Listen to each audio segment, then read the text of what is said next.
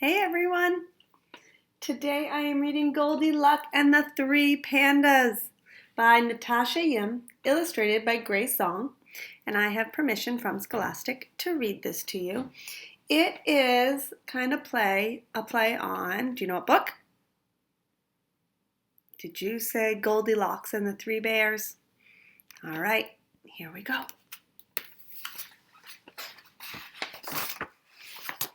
When Goldilocks was born, her mother said, "Year of the Golden Dragon, very lucky year.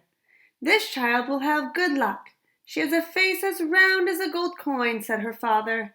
"This child will bring great wealth." But Goldy had neither great wealth nor good luck. In fact, she could never seem to keep money in her piggy bank, and she had a bad habit of breaking things. One Chinese New Year, Goldy's mother woke her up and sent her to wish their neighbors Kung Hai Fat Choi. But Mama, I'm still sleepy and I'm so hungry." It'll only take a minute, her mother said.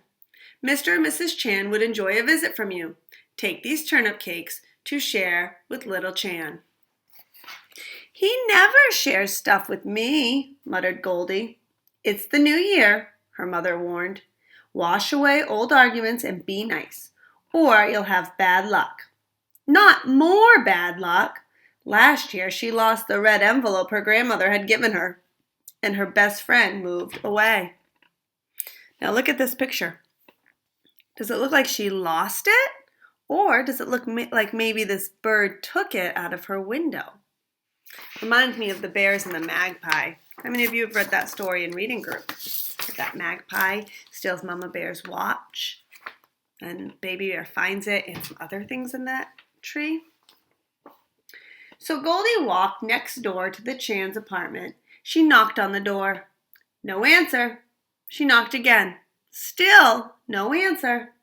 Goldy gave the door a little push. It swung open, and she tumbled in, dropping the plate. Turnip cakes catapulted all over the floor. Do you ever read words sometimes and realize you read them wrong and you need to fix it? Me too. "Oh no," Goldy cried. "A whole plate of turnip cakes ruined." That was bad luck for sure.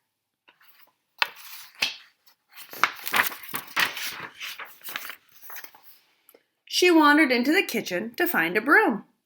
On the table there were 3 steaming bowls of congee, a ceramic bowl, a wooden bowl, and a plastic bowl. Her tummy growled. So is that like the 3 bowls of porridge? Surely nobody would mind if she had one little bite of rice porridge. She sampled the congee from the ceramic bowl. Ugh, too watery. She tasted the congee from the wooden bowl. Yuck, too thick and clumpy. And then she slurped some congee from the plastic bowl. Just right. Before she knew it, she had eaten it all up. Like oatmeal, people make it slightly differently depending on how they like it. All that congee made Goldy even sleepier than she already was. Maybe she could just rest a bit and wait for the chance. She walked into the living room and saw 3 chairs. She plunked down on Mr. Chan's massage chair. Something hard steamrolled up and down her back. "Ouch!" she cried, springing to her feet. "Too rough." Next, she plopped into Mrs. Chan's armchair and disappeared into the fluffy pillows. She felt like stuffing in a pork bun. "Oof," she mumbled, "too soft." Then she squeezed herself into little Chan's rocking chair. "Whee!" she shouted as she rocked back and forth.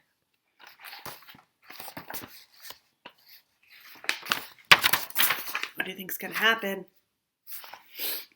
But she pushed too hard and the chair somersaulted backwards. It hit the floor with a splintering crash. "Oh no!" Goldy exclaimed. 7 years bad luck. Or was that a mirror? In either case, she was still so sleepy. She ambled into the bedroom to find a place to lie down. Just for a few minutes, she reasoned. What do you think she's going to find? Did you guess 3 beds? She climbed into a king-size bed. The mattress felt as hard as a week-old almond cookie. Ugh, too uncomfortable.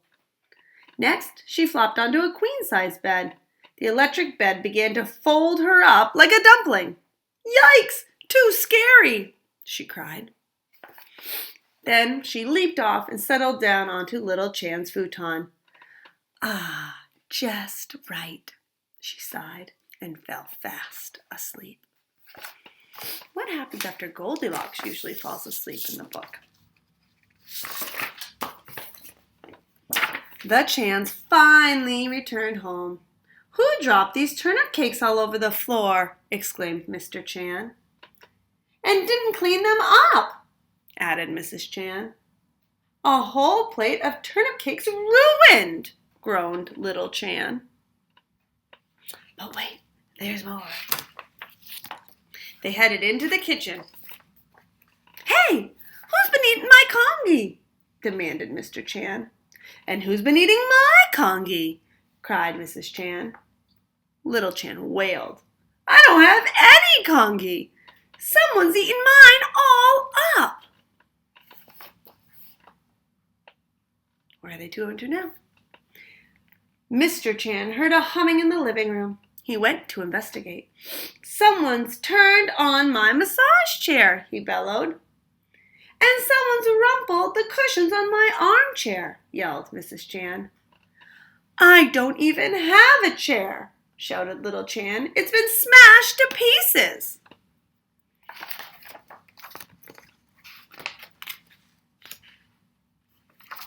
When the 3 Chans looked into the bedroom, Mr. Chan hollered, Someone's been sleeping in my bed. And someone's been sleeping in my bed, squealed Mrs. Chan.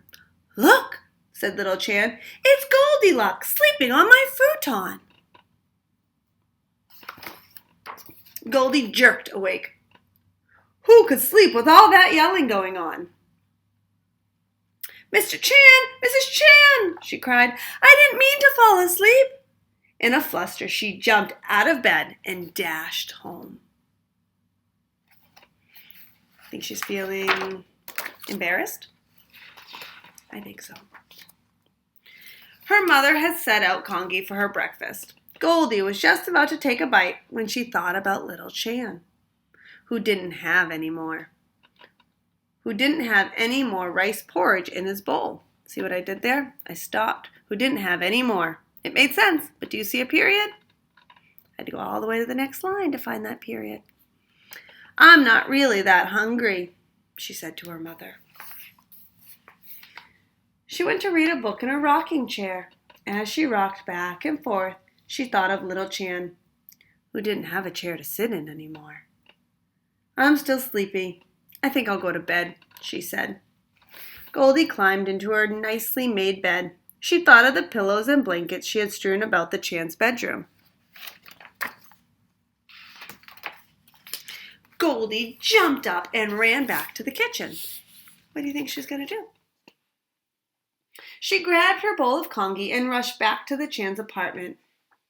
I didn't mean to break little Chan's rocking chair, she said to Mr. Chan. I'll help you glue it back together. I'll fix the blankets I messed up, she said to Mrs. Chan, and make the beds. What does she have in her hand? Goldy handed her bowl of congee to little Chan. I'm sorry I ate all of your rice porridge, she said, and dropped all those turnip cakes. That's okay, Goldy, said little Chan shyly. We were just about to make some more. Would you like to help? Oh, very nice of him to offer. So Goldy and little Chan chopped, stirred, and steamed lots and lots of turnip cakes. Then they fried them up nice and crunchy for the New Year feast.